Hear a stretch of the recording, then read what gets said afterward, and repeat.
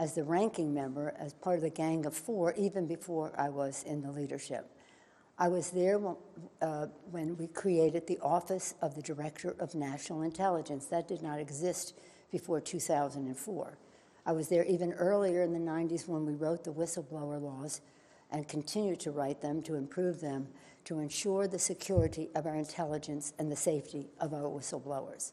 I know what their purpose was, and we proceeded with balance and caution as we wrote the laws. I can say with authority the Trump administration's actions undermine both our national security and our intelligence and our protections of the whistleblowers, more than both. This Thursday, the acting DNI will appear before the House Intelligence Committee. At that time, he must turn over the whistleblower's full complaint to the committee. He will have to choose whether to break the law or honor his responsibility to the Constitution. On the final day of the Constitutional Convention in 1787, when our Constitution was adopted, Americans gathered on the steps of Independence Hall to await the news of the government our founders had crafted. They asked Benjamin Franklin, "What do we have, a republic or a monarchy?" Franklin replied, "A republic if you can keep it. Our responsibility is to keep it." Our republic endures because of the wisdom of our Constitution, enshrined in three co-equal branches of government, serving as checks and balances on each other. The actions taken to date by the President have seriously violated the Constitution, especially when the President says, Article 2 says I can do whatever I want.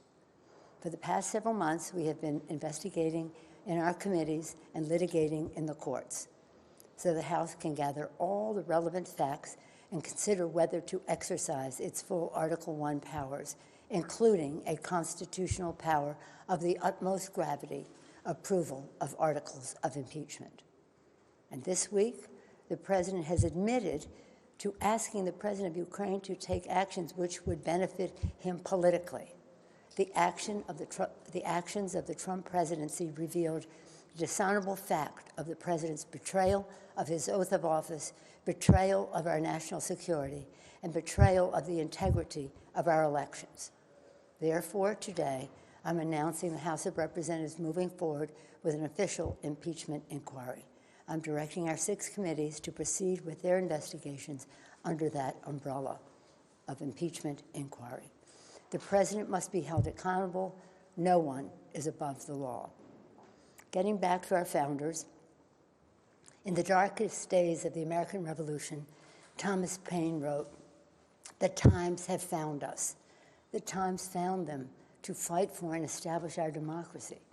The times have found us today, not to place ourselves in the same category of greatness as our founders, but to place us in the urgency of protecting and defending our Constitution from all enemies, foreign and domestic."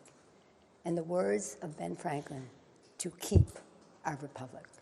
I thank our chairman, Chairman Nadler, Chairman Schiff, Chairman Nadler of Judiciary, Chairman Schiff of Intelligence, Chairman Engel of Foreign Affairs, Chairman Cummings of Oversight, and Chairman Cummings I've been in touch with constantly. He's a master of so much, but including inspectors general and whistleblowers.